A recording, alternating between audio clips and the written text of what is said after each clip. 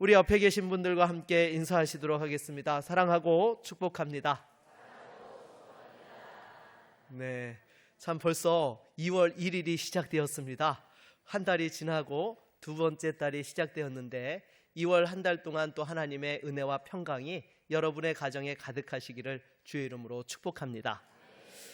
여러분, 우리가 인생을 살다 보면은 여러 가지 고난을 만납니다. 그런데 어떤 고난은요, 내가 자초한 고난들이 있습니다. 내가 하지 말아야 될 행동을 해가지고 고난을 자초해가지고 어려움을 겪을 때가 있어요. 그러면 여러분 어떤 생각이 듭니까? 아유, 이 바보야, 정신 좀 똑바로 차리지, 왜 정신 못 차리고 이 고난을 자초해? 그래, 맞아도 싸다. 그러면서 스스로를 인정을 합니다. 그런데 어떤 고난은요, 도저히 이해가 안 되는 고난이 있어요. 아니, 내가 뭘 잘못했기에 이런 일이 나에게 벌어지지? 왜 지금 이 시점에 이 방식으로 왜 하필 나에게 끊임없이 왜라는 질문이 던져지는 그러한 고난이 있다라는 것입니다. 여러분, 우리는요, 알게 모르게 이 세상을 바라보면서요, 인과응보의 틀 속에서 해석하는 경향들이 있습니다. 여러분 인정하시죠? 네. 그래서 좋은 일이 생기면 어떻게 생각해요? 내가 착하게 살았나 보다 하고요, 또 나쁜 일이 생기면 내가 좀 뭔가 잘못했나 보다라고 스스로를 자책합니다. 그리고 남에게 불행이 닥치면은요, 그러게 평소에 좀 잘하지라고 은근히 원인을 찾으려고 하는 것이죠. 특별히 우리 세대는요, 이 인과의 굴레에 더 깊이 갇혀 있는 것 같습니다.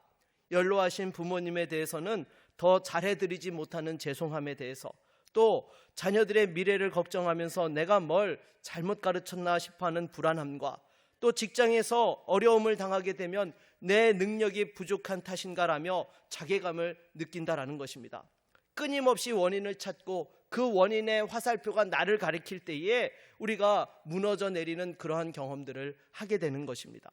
그런데 오늘 본문을 보게 되면 예수님께서 이 인과율의 공식을 완전히 뒤집어 버리시는 것을 볼 수 있습니다. 나면서부터 앞을 보지 못하는 사람이 있었습니다. 어떻게 보면 가장 절망스러운 인생을 살아오는 사람이었습니다. 그런데 예수님께서는 그 사람을 전혀 다른 새로운 시선으로 보고 계셨던 것입니다. 오늘 이 말씀을 통해서 저와 여러분들도 예수님처럼 이 세상을 바라볼 수 있는 은혜가 있기를 주의 이름으로 축원합니다. 먼저 첫 번째로 고난의 원인보다 하나님의 목적을 바라보아야 하는 것입니다. 여러분, 오늘 본문을 보면 예수님과 제자들이 길을 가다가 이렇게 나면서부터 맹인된 사람을 보게 되었습니다. 아마도 길에서 구걸을 하고 있었던 것 같습니다. 구걸 외에는 살아갈 방도가 없었기 때문인 것이죠. 그러자 제자들이 예수님께 묻습니다. 이 사람이 맹인으로 난 것이 본인의 죄 때문입니까? 아니면 부모의 죄 때문입니까? 라고 이렇게 물었던 것입니다.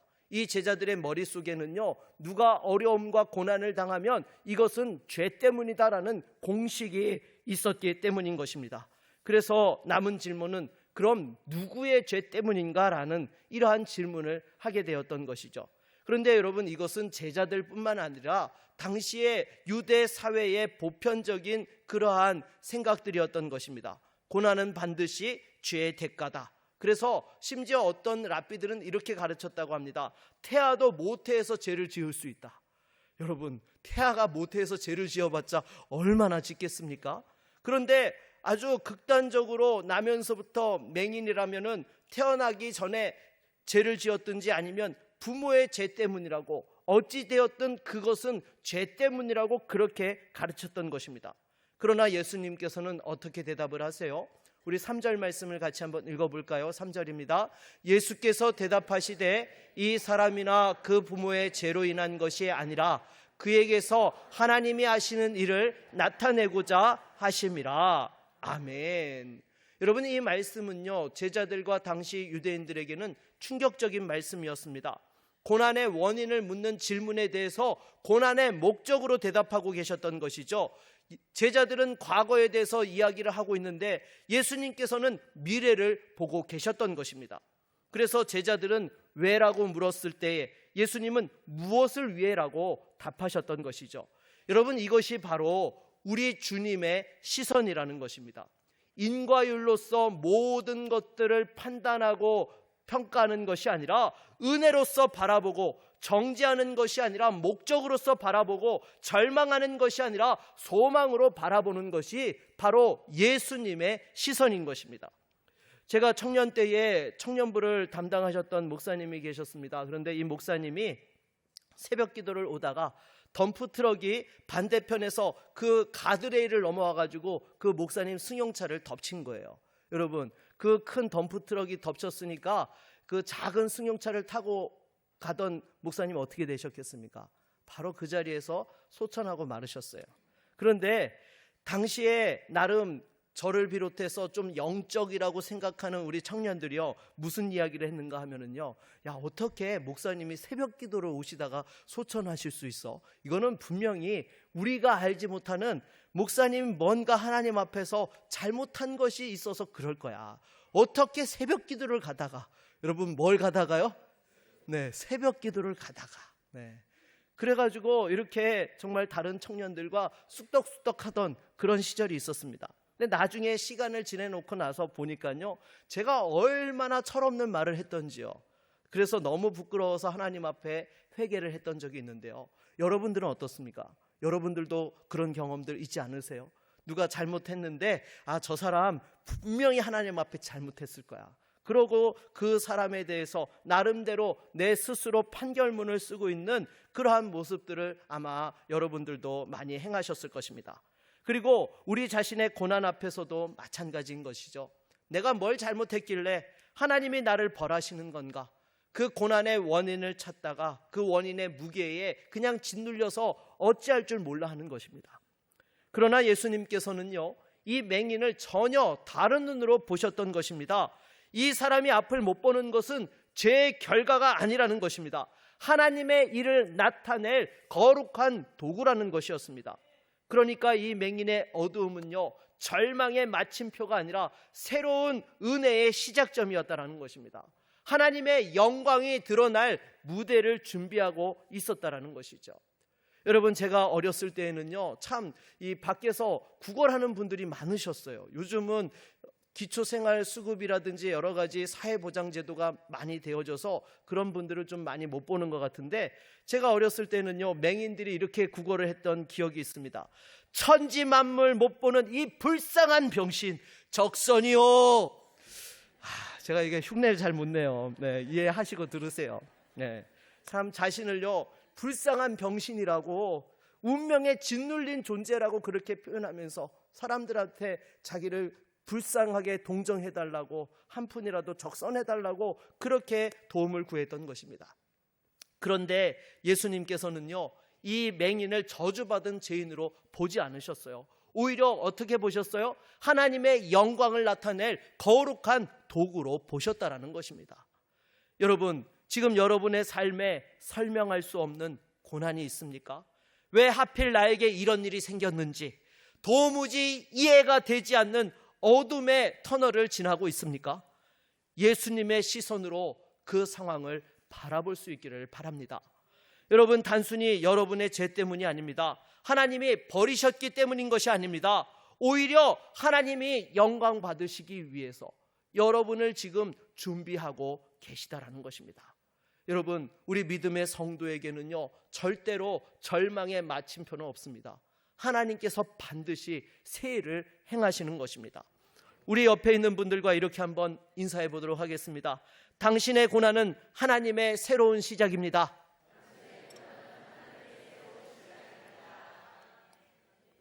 네, 여러분, 여러분의 고난 속에서 하나님의 새로운 시작을 바라볼 수 있는 은혜가 있기를 주의 이름으로 축원합니다.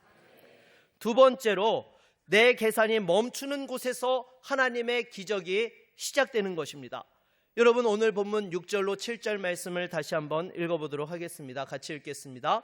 이 말씀을 하시고 땅에 침을 뱉어 진흙을 이겨 그의 눈에 바르시고 이르시되 실로암 못에 가서 씻으라 하시니, 실로암은 번역하면 보냄을 받았다는 뜻이라. 이에 가서 씻고 밝은 눈으로 왔더라. 아멘. 여러분, 예수님께서 이 맹인을 치유하실 때는 그 방법이 참 독특합니다. 딴 때에는요 원하는 것을 말하라고 하고 내 믿음대로 될지어다라고 이렇게 하고 고쳐주셨는데, 이 사람에게는 어떻게 하셨어요? 땅에 침을 뱉으셨어요. 그리고 진흙을 이겨서 그것을 그 맹인의 눈에 발라주셨던 것이죠. 그리고는 실로암 못에 가서 씻으라 하라고 이렇게 말씀을 하세요. 여러분 솔직히 생각해 보십시오. 이 진흙이 눈병을 낫게 하는 약입니까? 실로암 못물이 기적의 치료제입니까? 만약에 그렇다고 한다면은요 제가 지금 침 뱉어서 진흙에 이겨가지고 발라주고 낙동강에 가서 씻어오라 라고 하면은 여러분 나야 되는데 그렇지 않다라는 것입니다. 여러분 이 행위 자체에는요 아무런 치유의 효능이 없는 거예요. 그런데 예수님께서 왜 이렇게 하셨던 것일까요? 그 핵심은요 바로 순종에 있다라는 것입니다. 여러분 예수님께서는 이 맹인에게 믿음으로 순종할 수 있는 기회를 주시고자 그와 같이 요구하셨다라는 것이죠. 여러분 이 맹인의 입장에서도 한번 생각해 보십시오. 나면서부터 앞을 보지 못했습니다. 수십 년 동안 어둠 속에 살았어요. 그런데 어느 날 예수라는 분이 갑자기 눈앞에 나타나서 자기 눈에 진흙을 바릅니다. 그리고 실로암 못에 가서 씻으라고 하죠. 여러분이 만약 이 맹인이었다라고 하면 어떻게 하시겠습니까? 아니 진흙이 무슨 약이라고 지금 저한테 이러십니까? 실로암 못이 여기서 얼마나 먼데 앞도 못 보는 제가 어떻게 갔다 오겠습니까? 온갖 질문과 의심이 밀려올 수 있는 거예요. 더 현실적으로 한번 생각해 볼까요? 여러분 이 맹인은요 지금 눈에 무엇이 발라져 있어요? 네, 진흙이 발라져 있어요. 그것도 어떤 진흙이요? 네, 침 묻은 진흙이 발라져 있는 거예요. 앞도 안 보이는데 진흙까지 발라놨으니 얼마나 불편하겠습니까? 여러분 이 꼴로 사람들 사이를 지나서 실로암까지 가야 되는 거예요. 여러분 그러면 사람들이 뭐라고 할까요? 야, 쟤 앞도 못 보면서 눈에 왜 저러고 다닌대? 라고 참 이렇게 쑥덕거리면서 수근거리지 않겠습니까? 참 수치스럽고 창피할 수 있는 상황이었던 것입니다. 그런데 이 맹인은 어떻게 했어요? 성경에 보니까요 아주 간단하게 기록되어져 있습니다. 이에 가서 씻고 밝은 눈으로 왔더라. 아무 질문도 없어요. 조건도 없어요. 그냥 갔습니다. 그냥 씻었어요. 그랬더니 눈에 떠졌어요. 여러분 이 맹인의 순종에 우리가 주목해야 되는 것입니다. 이것은요 믿져야 본전이니까 한번 해볼까라고 반신반의하면서 했던 것이 아닙니다. 모든 것을 계산하고 검토하고 신중하게 결정해서 행한 것도 아니었습니다. 여러분 이 맹인은요 예수님의 그 말씀을 듣는 순간에 신비한 권위를 느꼈던 것입니다. 그 음성에서 뭔가 다르다라는 것을 느끼게 되었던 것이죠. 이해가 되지 않아도 상황이 파악되지 않아도 그냥 말씀대로 순종했던 것입니다. 여러분 요한복음 4장에도 보게 되면은 왕의 신하가 있죠. 이 신하의 아들이 열병으로 죽어가고 있을 때에 이 신하가 자기 아들을 살리기 위해서 예수님께 찾아왔습니다. 그리고는 자기 집에 오셔서 이 아이를 고쳐달라고 간청을 했습니다. 그때에 예수님께서 뭐라고 말씀하셨죠? 가라, 내 아들이 살아있다. 예수님은요 그의 요구대로 그 집에 가지도 않으셨습니다. 아들을 보지도 않으셨어요. 그냥 말씀으로 내 아들이 살아있다라고 이렇게 말씀하신 거예요. 그랬더니 이 왕의 신하가 어떻게 했어요? 뒤도 안 돌아보고 빨리 집으로 돌아갔어요. 가다가 집에서 오는 사람과 마주해서 보니까요 아들이 살아났대요. 그래가지고 이 아들이 살아난 시간을 물어보니까요 놀랍게도 열이 떨어졌던 시간이 어떤 시간이었어요? 예수님이 말씀하시던 그 시간에 이 아들이 나았다라는 것입니다. 여러분 오늘 이 맹인도 마찬가지였습니다. 눈에 진흙을 바른 채 사람들의 그 시선을 뚫고 앞도 안 보이면서 더듬더듬 그 실로암 못을 향해 갔던 것입니다. 말씀만 붙잡고 계산 없이 조건 없이 순종했던 것입니다. 사랑하는 여러분, 우리에게 필요한 믿음이 바로 이와 같은 순종의 믿음인 것입니다. 상황에 대해서 완벽히 이해해서 믿는 것이 아닙니다. 결과가 보장되었기 때문에 믿는 것이 아닙니다. 말씀의 권위 앞에서 우리 자신을 던지고 그냥 믿음으로 단순하게 순종하는 것입니다. 여러분 우리는요 너무 계산을 많이 하면서 삽니다. 이렇게 하면 저렇게 될 것이고 저렇게 하면 어떻게 될 것이고 모든 것을 예측하고 통제하려고 합니다. 그래서 하나님 말씀 앞에서도 그냥 받아들이지 못하고 계산기를 두들겨요. 이 말씀대로 살면 내 삶이 어떻게 될까? 손해가 나면 이것을 어떻게 하지? 사람들이 뭐라고 할까? 여러분, 그러나 그것은요, 믿음이 아니다라는 것입니다. 눈에 진흙을 바른 채 그 실로암을 향해서 걸어가는 것입니다. 먼저 순종하는 것입니다. 아무것도 보이지 않아도 말씀을 따라가는 것, 그것이 하나님이 기뻐하시는 믿음인 것입니다. 사랑하는 여러분, 지금 하나님께서 여러분에게 말씀하고 계신 것이 있습니까? 그것이 너무 불합리하게 느껴지십니까? 너무 내가 감당하기 힘들고 불안하게 느껴지십니까? 사람들이 뭐라고 할까 두려우십니까? 그냥 순종하십시오. 여러분, 계산하지 마십시오. 여러분, 하나님의 말씀 앞에서는요, 우리가 계산기를 아무리 두들겨도요, 인간의 계산기는 안 맞습니다. 믿음으로 바라볼 때에 그것이 하나님의 역사가 이루어지는 것을 볼 수 있는 것이죠. 그래서 맹인처럼 가서 씻고 밝은 눈으로 돌아와야 하는 것입니다. 우리 옆에 있는 분들과 이렇게 한번 인사합시다. 계산하지 말고 믿음으로 순종합시다. 네, 여러분, 하나님 앞에 순종의 결단을 할 때는요, 계산기는 잠깐 내려놓으십시오. 하나님께서 은혜 주실 줄로 믿습니다. 세 번째로는요, 세상보다 주님을 더 신뢰해야 하는 것입니다. 여러분, 이 맹인이 예수님 말씀에 순종했더니 눈이 떠지는 기적이 일어났습니다. 여러분, 나면서부터 보지 못한 사람이 볼 수 있게 된 거예요. 여러분, 이게 얼마나 기쁩니까? 여러분, 요즘에 우리 어르신들이 이제 나이가 드시다 보면은 무슨 수술을 많이 하세요? 네, 백내장 수술을 많이 하세요. 그러면은요, 우리 어른들이 하시는 말씀이 있어요. 제가 수술하시고 어떠세요? 세상이 환해졌어요. 이렇게 밝을 수가, 이렇게 너무너무 좋아하시는 거예요. 여러분, 그 좀 뿌였던 거, 잘 보이는 것도 너무 속이 시원하신데 평생에 못 보던 사람이 보게 되었으니까 얼마나 기쁨이 가득했겠습니까? 온 동네가 정말 축하해 줘야 되는 그런 일이었던 것입니다. 그런데 이상한 일이 벌어집니다. 사람들이 이 맹인을 바리새인에게 데려갔는데요, 바리새인들이 어떻게 반응해요? 우리 16절을 한번 읽어볼까요? 16절입니다. 바리새인 중에 어떤 사람은 말하되 이 사람이 안식일을 지키지 아니하니 하나님께로부터 온 자가 아니라 하며, 어떤 사람은 말하되 죄인으로서 어떻게 이러한 표적을 행하겠느냐 하여 그들 중에 분쟁이 있었더니. 아멘. 여러분, 지금 눈앞에 기적이 일어났어요? 일어나지 않았어요? 일어났어요. 나면서부터 못 보던 사람이 보게 된 것입니다. 이것은 명백한 하나님의 역사였던 것이죠. 그런데 지금 이 바리새인들은 무슨 얘기를 하고 있어요? 안식일을 어겼다는 거예요. 지금 이들의 눈에는요, 그 하나님께서 나타내신 영광의 표적을 보지 못하는 것입니다. 또 그 평생에 보지 못했던 사람이 보게 되었던 그 기쁨을 보지 못하고 오히려 규정 위반만 보고 있었던 것이죠. 왜 그렇습니까? 영적으로 그 눈이 가리워져 있기 때문이었던 것입니다.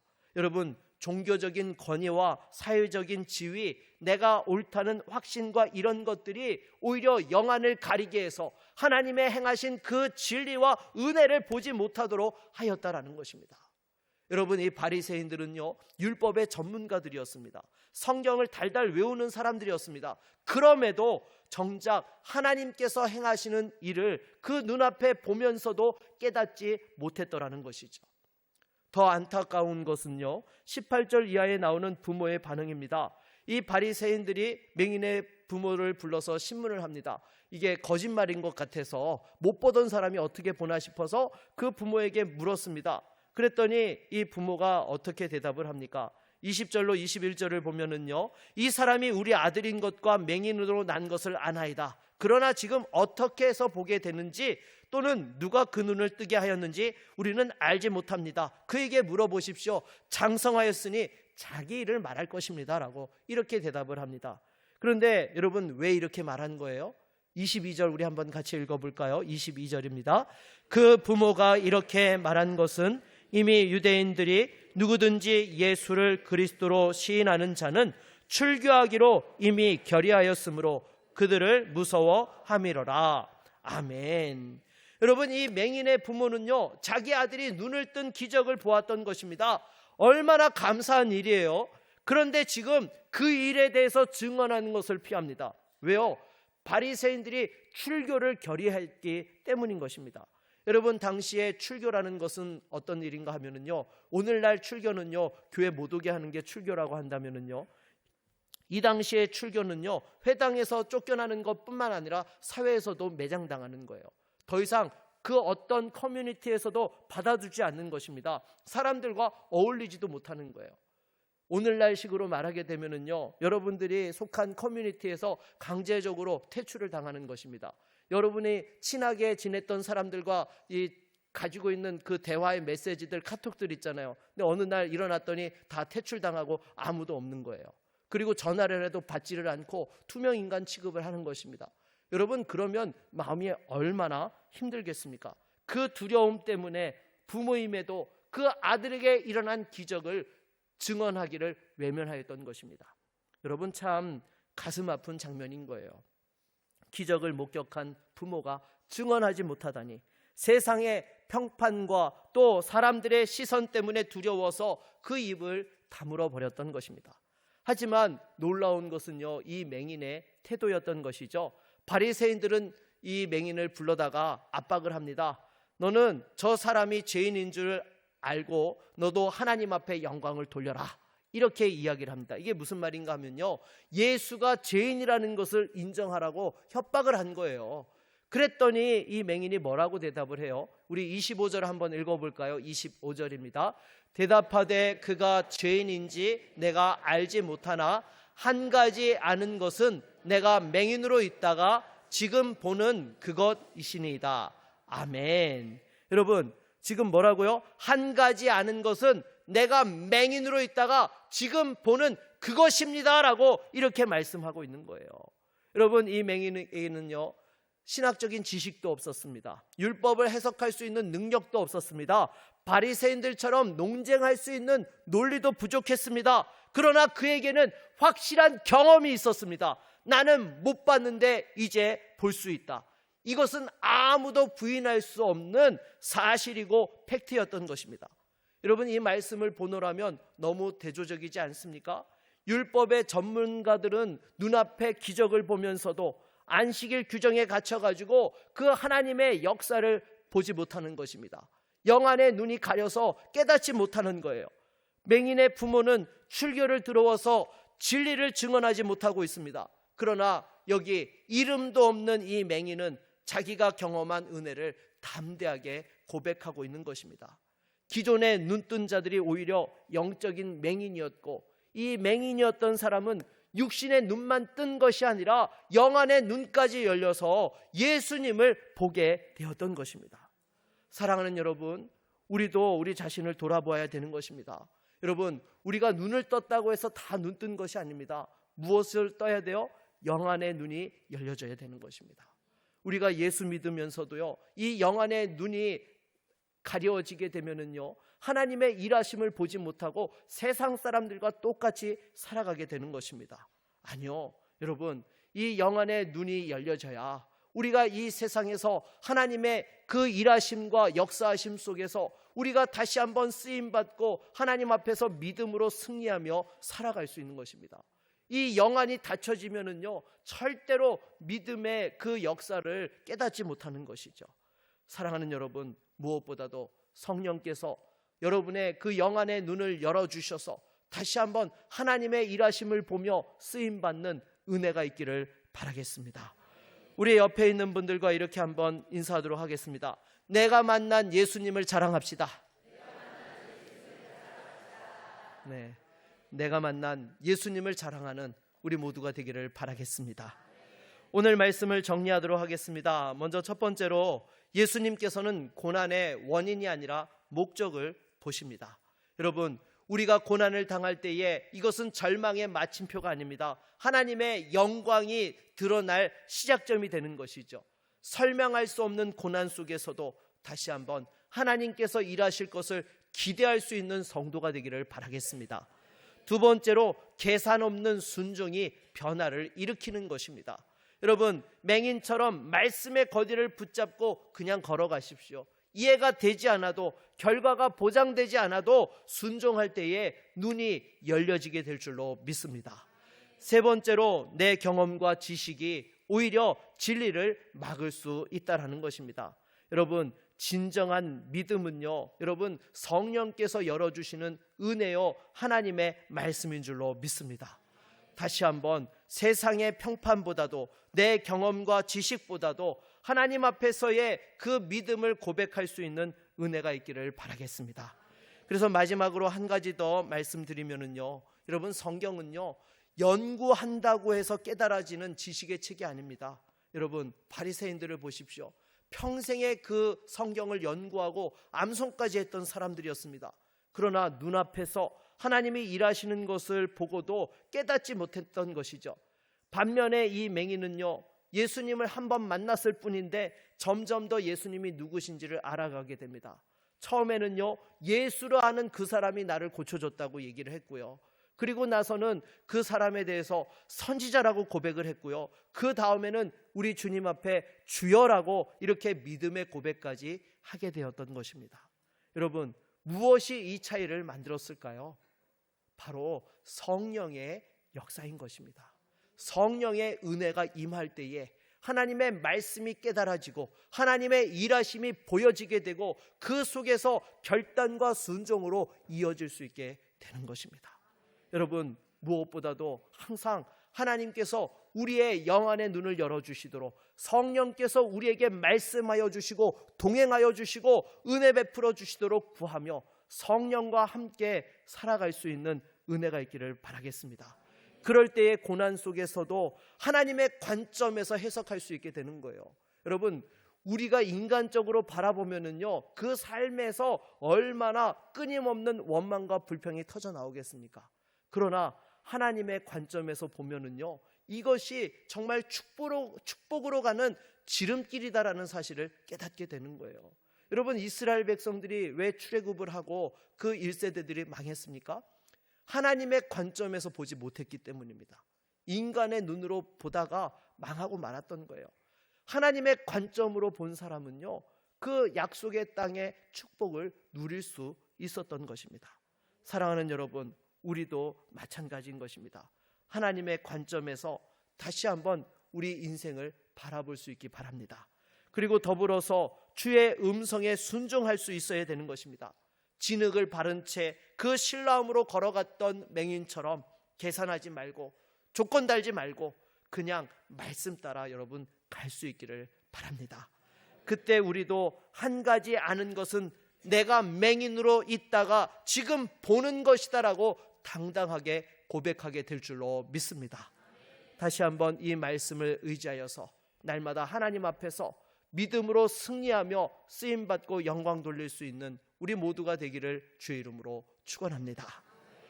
우리 다 같이 찬양하고 말씀을 의지하여 기도하겠습니다.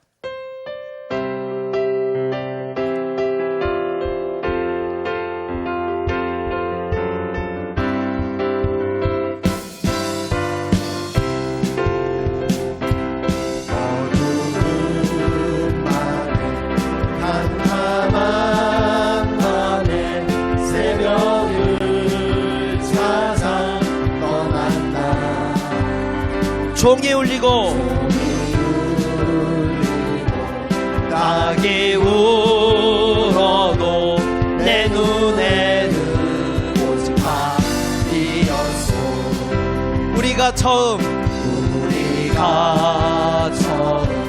만난 그때는 차가운 새벽이었소. 주님 맘속에 여명이 있음을 나는 느낄 수가 있었어. 오 주여 당신께, 오 주여 당신께 감사하리라. 실로암 내게 주심을 나에게 영원한 사랑 속에서 떠나지 않게. 오 주여 당신께, 오